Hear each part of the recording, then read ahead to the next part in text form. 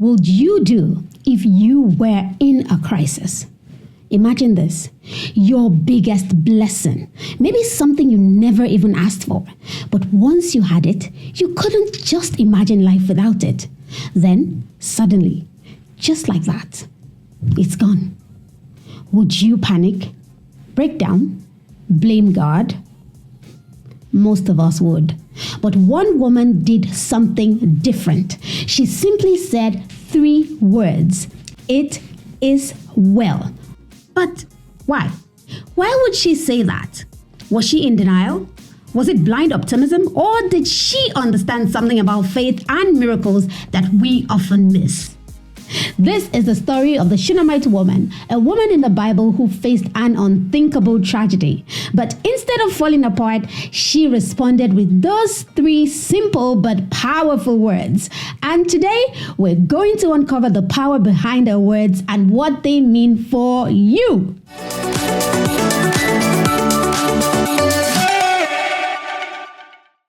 Hello everyone and welcome back to my channel. My name is Sylvia and I'm so glad that you are here. Now, the Bible first introduces us to the Shunammite woman in the book of 2 Kings chapter 4 and verse 8. She was described as a great woman, not just in wealth, so yes, she was rich, but also in wisdom and hospitality. This woman saw something in the prophet Elisha that maybe others didn't, see.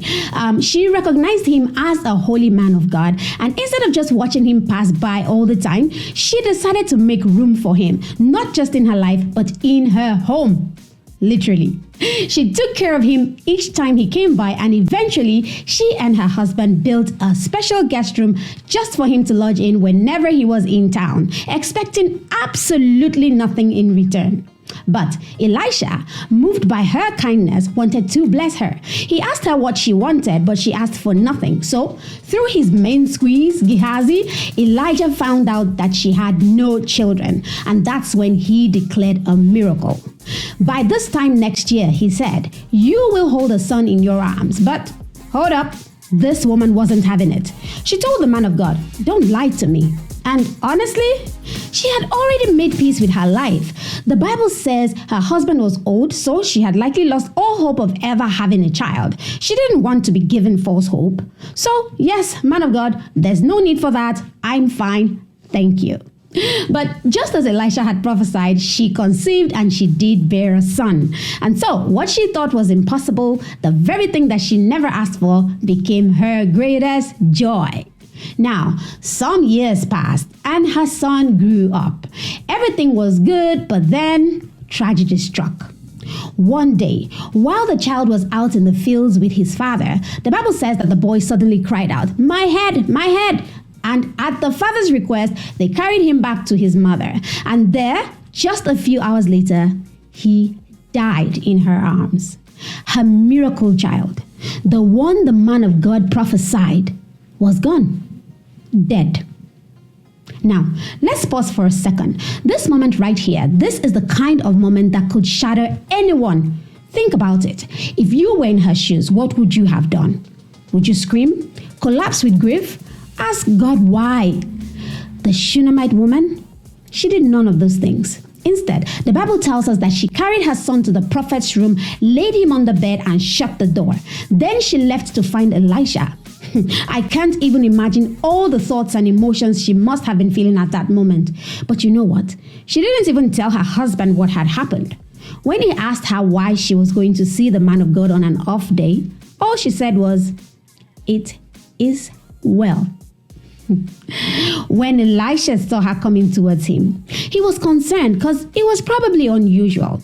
So he sent his servant or assistant, whatever you want to call him, Gehazi, to meet her and ask, "Is everything okay with you? Your husband? How's your child?"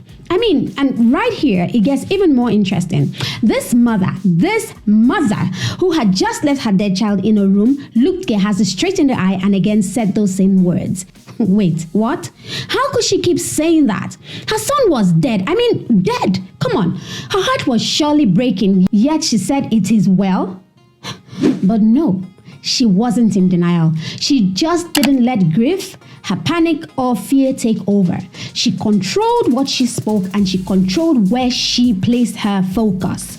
It is well wasn't just words, it was a statement of faith. She understood that God's power was not limited by her circumstances, and she wasn't even going to waste time explaining, her pain to people who couldn't even fix it.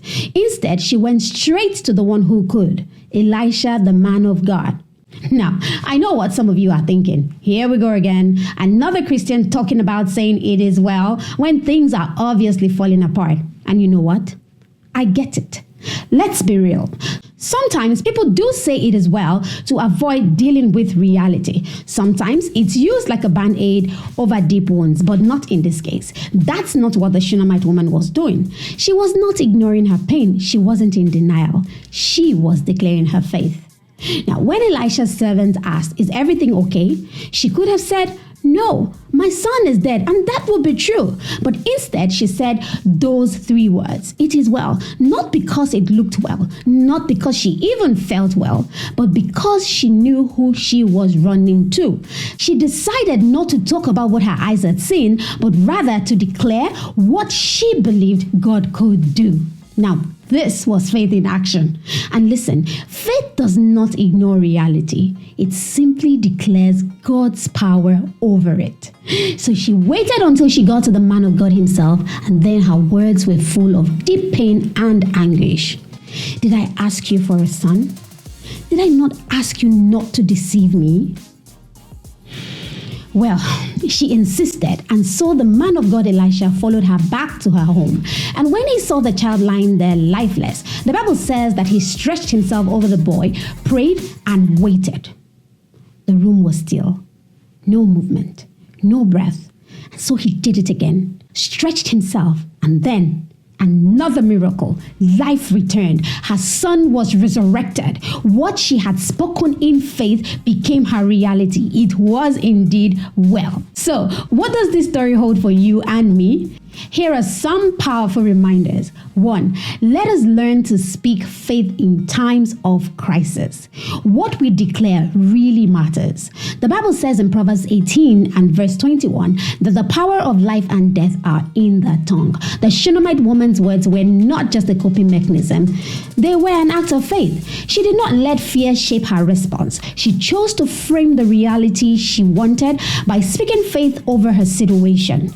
2, run to the right source. She didn't go around telling everyone her problems. She went straight to God's prophet. In times of crisis, the voices we listen to can shape our perspective and affect even our outcome. And now, let me be clear. I'm not saying that people cannot help you, but the question is, when crisis hits, who do you turn to first? 3, God owes no one. He is a rewarder. He doesn't just bless you in a general way. He reaches deep into the areas of our greatest need. The Shunammite woman never even asked for a child, but God saw the unspoken longing of her heart and rewarded her labor of love. No matter what mask we wear, God sees beyond the surface. He knows where it hurts the most and knows just how to bless and reward you in ways that you never expected. And 4, dare to believe for the impossible. Listen, her faith turned a hopeless situation into a miracle. What if we had that kind of faith? What if the things that seem impossible to us became the very things that God makes possible? Now, let me ask you, when life gets hard, what do you say?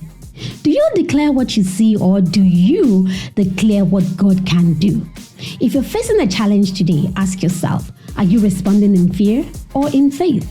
Are you letting your situation define you, or are you declaring it is well, even when everything seems to be saying otherwise?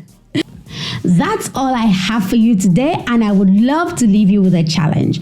Drop a comment below and share a time with me when you had to trust God in a difficult situation. What was your "it is well" moment?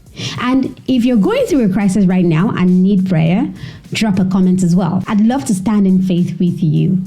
Now, don't forget to like and subscribe. Hit the notification bell also.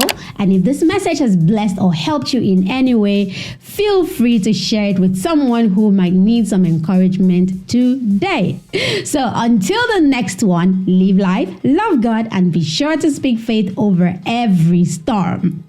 Hasta la vista.